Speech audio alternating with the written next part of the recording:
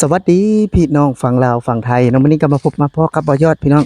สิว่ามื้อนี้บ่ยอดจะพาทุกคนเนาะมาชมภาพบรรยากาศบ้านเนาะจะมารีวิวบ้านของแรงงานลาวที่ไปเฮ็ดงานในประเทศไทยเนาะพี่น้องเนาะแบบว่าจากการบ่ได้มีหยังเลยพี่น้องก็ได้กลับมาทำงานได้แบบว่ากลับมาได้สร้างบ้านเนาะอยู่ทางฝั่งสปปลาวก็มีบ้านหลังใหญ่พอสมควรพี่น้องก็เบิดอยู่ที่ประมาณ3-4แสนบาทเนาะที่บ่ยอดนะจะฮู้มาคร่าวๆเนาะ เดี๋ยวบอยอดจะถ่ายเนาะพี่น้องเนาะรอบๆภาพบรรยากาศนี่คือบ้านของหมู่บอยอดเองเดี๋ยวบอยอดจะไอ้ขึ้นเพราะเพิ่นก็เฮ็ด YouTube คือกันเนาะเดี๋ยวบอยอดจะขึ้นไอ้ช่องเพิ่นนำแล้วก็รูปเพิ่นนำเนาะภาพบรรยากาศเดี๋ยวบอยอดจะถ่ายรอบๆให้เบิ่งพี่น้องและนี่เป็นภาพบรรยากาศพี่น้องที่เป็นเงินเนาะที่ได้ไปหาอยู่ในฝั่งประเทศไทยเพิ่นก็อัดประตูไว้ปิดไว้เนาะเพราะว่ายังบ่ทันได้มาอยู่เนาะยังบ่ทันได้มาอยู่ นี่ก็เป็นน้ำพักน้ำแห้งจากการที่ไปทำงานในประเทศไทยเนาะณตอนนั้นนะพี่น้องยังบ่ทันได้มีหยังเนาะถือว่ามีแบบว่ามีผ้าห่มมีซาดผืนหมอนใบนะถ้าเว้าภาษาไทยก็ได้แบบว่าบ่ได้มีเงินมีค่ำเนาะก็บ่ฮู้ว่าจะหาด้วยวิธีใดเพื่อมาสร้างบ้านเนาะเก็บเงินสร้างบ้านเพิ่นก็ตัดสินใจเนาะไปทำงานในประเทศไทยเพื่อจะได้บ้านหลังนี้มาพี่น้องด้วยหยาดเหงื่อแรงกายเนาะไปกับเมีย2คนพี่น้อง เก็บเงินอยู่ก็อยู่ประมาณ7-8ปีพี่น้องในการไปทำงานประเทศไทยแล้วก็เก็บเงินได้สร้างบ้านหลังใหญ่หลังนี้เนาะและก็เพิ่นให้เอ้ยถ่ายให้พี่น้องเพิ่นเพราะว่าบ่ยศก็ขออนุญาตเพิ่นเนาะก็หลายๆหลังที่ไปทำงานในประเทศไทยนะอันนี้ก็เป็นสวนหน่อไม้เพิ่นเนาะเพิ่นบอกให้ถ่ายเบิ่งแหน่เนาะนี่เด้อบ่าวปกป้อนเนาะบ่ยศก็ได้ถ่ายให้เพิ่นเบิ่งเนาะอันนี้คือสวนเพิ่นเนาะสวนหน่อไม้เพิ่นว่าซั่นซะเพิ่นปลูกไว้กินถือว่านี่ก็เป็นไอ้สวนของเพิ่นเนาะนี่ก็เป็นเนื้อที่ดินของเพิ่นนะพี่น้องนะ ซึ่งว่าบ้านหลังใหญ่แบบนี้เนาะถ้าหากว่าเพิ่นบ่ได้มาทำงานในประเทศไทยหรือว่าบ่ได้ไปทำงานในประเทศไทยก็จะบ่มีโอกาสได้แน่นอนเนาะจากการที่บ่ได้มีครอบครัวที่ซัปพอร์ตบ่ได้มีแบบว่าพ่อแม่มีเงินมีฐานะขนาดนั้นเนาะแต่ว่าด้วยใจที่อยากสร้างอยากได้เนาะก็เลยตัดสินใจไปทำงานในประเทศไทยแล้วก็เก็บเงินมาสร้างบ้านเนาะพี่น้องเนาะเดี๋ยวจะเข้าเบิ่ง ทางด้านในเนาะนี่คือภาพทางด้านในบ้านเนาะเพราะว่าบริเวณนี้พายุพี่น้อง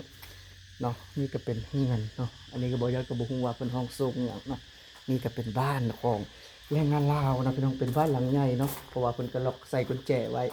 แต่ว่าก่อนที่บริยอดจะมาถ่ายทำเนาะหรือว่ามาถ่ายคลิปให้พี่น้องได้เบิ่งก็คือบริยอดขออนุญาตไปแล้วเนาะนี่คือภาพบรรยากาศในบ้านเนาะพี่น้องเนาะก็จะมีห้องน้ำเนาะห้องน้ำก็อยู่ประมาณนี้ถือว่ากว้างมากๆนะพี่น้องถือว่า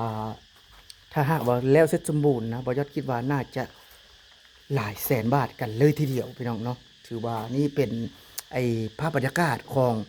บ้านคนลาวที่ไปทำงานในประเทศไทยเนาะได้มีแบบว่าเก็บเงินเนาะเพื่อจะมาสร้างพื้นที่แบบว่าเป็นของเจ้าของหมดเนาะพี่น้องถ้าหากว่าบ่ได้ไปเพิ่นคงจะบ่มีโอกาสที่จะได้เนาะได้บ้านหลังงามๆแบบสิคือทางหลังบ่ยอดเนาะปกติคือพ่อแม่เฮาก็คือจะบ่ได้มีบ้านงามๆแบบนี้บ่ได้มีสิ่งดีๆเหล่านี้ถ้าหากว่าบ่ไปทำงานในประเทศไทยเนาะนี่คือก็เป็นอีกหนึ่งครอบครัวเป็นเพื่อนบ่ยอดนะที่ได้ไปทำงานในประเทศไทยและได้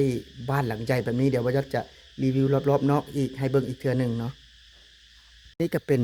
บ้านของแรงงานลาวพี่น้องหลังใหญ่บ่เนาะคือถ้าหากว่าคือสร้างอยู่ทางฝั่งไทยเนี่ยพี่น้องก็จะหมดประมาณเท่าใดเนาะหลังซำนี้เนาะแบบว่าจะใช้แพงบ่เนาะอยู่ที่ลาวนี่คือเพิ่นสร้างไปแล้วนะณตอนนี้นะพี่น้องเพราะว่าไม่หยังกระจ้างเบิดเด้อพี่น้องเนาะไม่หยังกระจ้างเบิดก็เบิดอยู่ที่ประมาณ3-4แสนแล้วเนาะณตอนนี้นะพี่น้องนี่คือภาพบรรยากาศเนาะเป็นบ้านที่หาจากประเทศไทยเนาะแบบว่า ขายแหงแลกเงินอยู่ที่ประเทศไทยแล้วก็ได้มาสร้างบ้านหลังใหญ่แบบนี้นะถ้าหากว่าคือเพิ่นว่าถ้าหากบ่ได้มาทำงานประเทศไทยเพิ่นก็บ่ฮู้ว่าจะมีโอกาสเนาะได้แบบว่าได้บ้านหลังใหญ่แบบนี้บ่เนาะนี่คือภาพบรรยากาศที่ได้เห็นเนาะก็จะมีขอนไม้พี่น้องนี่คือภาพบรรยากาศที่แบบว่าเป็นบ้านเนาะของแรงงานลาวที่ได้ไปทำมาหากินในประเทศไทยแล้วก็เก็บเงินพี่น้องหรือว่าส่งเงินเนาะสร้างทีละเล็กทีละน้อย จนว่าได้บ้านหลังใหญ่ขนาดนี้เนาะนี่คือความตั้งใจและแบบว่าความทุ่มเทเพื่อจะได้บ้านหลังใหญ่ขนาดนี้นะพี่น้องถ้าหากว่าคือบ่อดทนแท้ก็บ่ได้เนาะเพราะว่าเฮาก็ฮู้อยู่ว่าการที่เฮาไปหาเงินหรือว่าไปทำงานในประเทศไทยเนาะเฮาบ่ได้แบบว่าได้เดือนละ3-4หมื่นเด้ก็บ่แม่นเนาะเฮาก็ได้เดือนวันแค่400หรือว่า350ก็ได้ประมาณนั้นเนาะ2คนก็700บาทวันหนึ่งเนาะถ้าหากว่าเก็บกำได้ดีๆนะพี่น้องก็จะได้แบบนี้เนาะนี่คือความอดทนย้อนว่าได้จากความอดทนความขยันถ้าหากว่าคือเฮาอดทนขยันซื่อสัตย์เนาะแน่นอนว่าสิ่งที่แบบว่าดีๆแล้วนี่ก็จะเข้ามาในตัวเฮาและถ้าหากว่าเฮาแบบอยากได้นะหรือว่ามีความตั้งใจนะบ่ยอดคิดว่าจะบ่แตกต่างจากบ้านของผัวเมียแรงงานลาวผู้นี้แน่นอนเนาะนี่คือภาพบรรยากาศบ้านเนาะภาพบรรยากาศที่บ่ยอดบอกได้เลยว่าสุดยอดพี่น้องสุดยอดนี่ก็เป็นอีกหนึ่งเรื่องราวเป็นอีกหนึ่งมิติที่แบบว่าคนลาวเองเนาะแบบว่า ไปทำงานในประเทศไทยได้อย่างแน่เนาะนี่แหละพี่น้องได้บ้านเนาะนี่คือบ้านจาก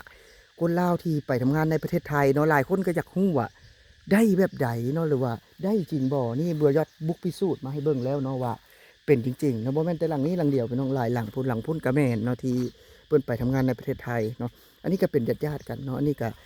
จะแม่นอีกหลังหนึ่งเนาะกำลังสร้างพี่น้องถือว่าคนลาวถ้าแม่นว่าออกเฮือนแบบว่า แต่งงานแล้วก็คือจะได้ทำสร้างบ้านอยู่เนาะถ้าหากว่าอยู่ด้วยกันก็อาจจะมีทะเลาะเบาะแว้งกันนี่คือแนวคิดเป็นน้องแนวคิดที่แบบว่าจะไปหาเงินในประเทศไทยเนาะที่แรกเพิ่นโบได้คิดได้ว่าจะได้เงินเนาะแบบว่ามาสร้างบ้านหลังใหญ่ขนาดนี้เนาะเพราะว่าในในบ้านหรือว่าพ่อแม่ก็บ่ได้แบบว่าจะมีต้นทุนซัพพอร์ตเนาะแต่ว่ามีเขาห้องไปได้พี่น้อง แบบว่ามีความจริงใจเนาะที่แบบว่าอยากได้หรือว่าอยากหาเขาก็ไปด้วยใจแล้วก็หาด้วยใจเอาแหงแลกเงินเนาะนี่ก็เป็นอีกหนึ่งเคสหนึ่งตัวอย่างที่ได้จากการทำงานในประเทศไทยเนาะก็เป็นอีกหนึ่งเรื่องราวเป็นอีกหนึ่งบทบาทที่แบบว่าคนลาวหลายๆคนไปแล้วแม่นได้จริงๆนะแม่นบ่แม่นแบบว่าไปแล้วบ่ได้เนาะไปแล้วได้เนาะถ้าหากมีความอดทนนี่ได้แน่นอน และก็80%ที่บ้านบ่ยอดนะไปประเทศไทยหาเงินในประเทศไทยแม้กระทั่งตัวบ่ยอดเองเนาะก็ได้ทำงานในประเทศไทยพี่น้องแล้วก็หลายๆคนอีกได้ไปเนาะบ่แม่นแต่บ่ยอดบ่แม่นแต่เพื่อนบ่ยอดเนาะก็หลายๆคนที่เพิ่นได้ไปทำงานในประเทศไทยแล้วได้สิ่งดีๆเหล่านี้กลับมาเนาะเพื่อได้แบบว่าเป็นผลตอบแทนให้การคนสู้ชีวิตเนาะคนสร้างฝันนี่คือหนึ่งเรื่องราวหนึ่ง เหตุการณ์ที่แบบว่าได้เห็นได้สัมผัสแล้วก็เป็นเรื่องราวจริงที่เกิดขึ้นกับแรงงานลาวเนาะที่แบบว่าไปหางานไปหาเงินได้เงินจริงๆเนาะพี่น้องนั่นคือบ้านเนาะนี่คือบ้านหลังนั้นก็แม่นจากการทำงานในประเทศไทยพี่น้องหลังนั้นก็แม่นเนาะนี่คือบ้านจริงๆเนาะเป็นบ้านของแรงงานลาวพี่น้องที่แบบว่าบ่ได้สร้างเรื่องขึ้นเนาะเป็นเรื่องราวของแรงงานลาวจริงๆเนาะนี่ก็เป็นอีก หนึ่งเครื่องหมายคำตอบว่าคนลาวไปหาเงินในประเทศไทยเนาะมีอยู่มีกินเพราะประเทศไทยได้บ้านหลังใหญ่เพราะประเทศไทยนี่แหละพี่น้องเป็นแบบว่าเป็นเป็นอีกแห้งจูงใจที่เฮ็ดให้คนลาวในหมู่บ้านบ่าวยอดนะถือว่าไปทำงานในประเทศไทยนี่เยอะมากๆเนาะในปัจจุบันนี้ถือว่าค่อนข้างที่จะหลายเนาะพี่น้องเนาะเกือบว่าอยากหมดหมู่บ้านแล้วเนาะนี่ก็เป็นอีกหนึ่งคำตอบชัดเจนที่แบบว่า เฮ็ดให้คนลาวเขาตาสว่างเนาะว่าหาเงินอยู่ในลาวได้ดีกว่าเนาะอันนี้คือคนที่หาเงินในประเทศไทยนะพี่น้องนะสำหรับคลิปนี้เนาะสำหรับวันนี้บ่าวยอดสิขอลาพี่และน้องก็ขอบคุณทางบ่าวปอนชาแนลเนาะที่ให้บ่าวยอดมาถ่ายวิดีโอเพื่อให้พี่ให้น้องได้เบิ่งสำหรับวันนี้ขอลาพี่และน้องไปก่อนสำบายดี